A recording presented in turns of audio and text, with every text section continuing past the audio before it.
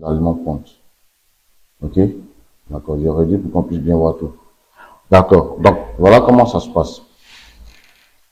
Déjà, je vais choisir les éléments que je vais utiliser. Je choisis les éléments que je vais utiliser pour ma formulation.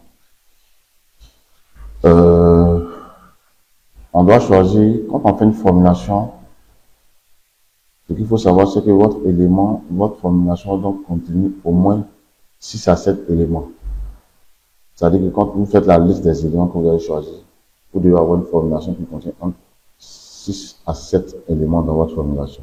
Au moins, peut-être plus. Ça permet d'apporter de la diversité. D'accord? C'est-à-dire que même si vous pouvez atteindre ces résultats avec 2 ou 3 ingrédients, mais il faut pouvoir apporter au moins 5 à 6 éléments, 6 à 7 éléments, pardon, pour pouvoir apporter de la diversité, afin que chaque aliment, donc quand on parle d'aliment, on parle de matières premières, apporte, d'accord, un peu de, on va dire, de spécificité, parce que chaque élément a une spécificité que l'autre n'a pas. Ok? Donc, le fait de mettre ça dans la formulation permet d'apporter un plus. D'accord? Donc, déjà, il faut avoir entre 6 et 7 éléments. D'accord? Donc, déjà, il faut choisir les éléments qui vont entrer en ligne de compte. Donc, lorsqu'on fait la formulation avec le premix, on a dit que le premix, c'est la partie minérale et, si vous voulez, oligo-éléments.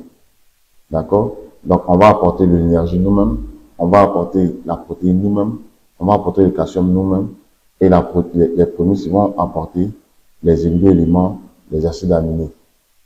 Ok? Donc, on va choisir. Et comme j'ai dit, il y a des éléments comme le coton qu'on ne met pas chez les pondeuses, à éviter. Donc, moi, de préférence, dans ma formulation, pour les pondeuses, j'évite carrément de mettre du coton. Carrément du tout. Carrément. On peut en mettre, mais moi, la précaution, j'évite de mettre du coton. Voilà. Vraiment, peut-être, je mets du coton, c'est qu'on a dans un cas vraiment assez délicat où peut-être les coûts de matière sont